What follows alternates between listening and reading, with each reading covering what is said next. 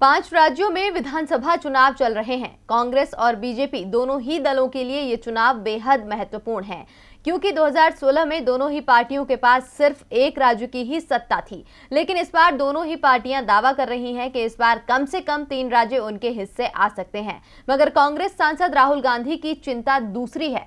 वो पहले भी कह चुके हैं कि यदि मुकाबला करीबी हुआ और कांग्रेस को बहुमत से थोड़ा अधिक सीटें मिलती हैं, तो भी हमारे लिए सरकार बनाना और उसे बचाना मुश्किल होगा, क्योंकि बीजेपी हमारे विधायकों को खरीद लेगी। राहुल की ये चिंता क्यों है, देखिए ये रिपोर्ट।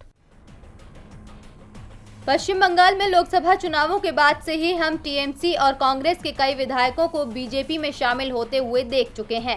वैसे विधायकों के पाला बदलने का ये खेल पूरे देश में चल रहा है और अभी कुछ दिनों से नहीं, ये बहुत पहले से हो रहा है।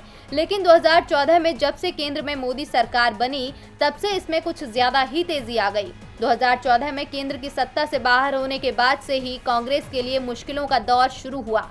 कांग्रेस के हाथ एक के बाद एक राज्य फिसलते चले गए। आज हालत ये हो गई है कि पार्टी के पास न तो दक्षिण में किसी राज्य की सत्ता है और न ही पूर्वोत्तर में। मध्य और उत्तर भारत में जरूर कांग्रेस कुछ राज्यों में है, लेकिन यहाँ भी सरकार कब तक चलेगी, इसे लेकर भी सवाल खड़े होते रहते हैं।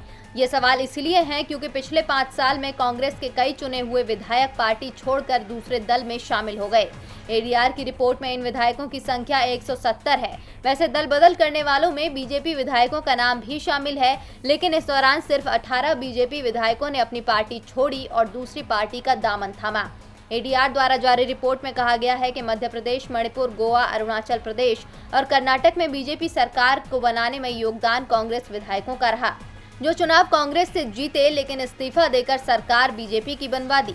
रिपोर्ट में बताया गया है कि 2016 से 2020 के बीच पाला बदलकर फिर से चुनावी मैदान में उतरने वाले 405 विधायकों में से 182 भाजपा में शामिल हुए, तो 28 विधायक कांग्रेस और 25 विधायक तेलंगाना राष्ट्र समिति का हिस्सा बने। इस दौरान 16 राज्यसभा सदस्यों ने भी पाला बदला और सबसे बड़ी बात ये कि इनमें भी 10 सांसदों ने बीजेपी का दामन थामा।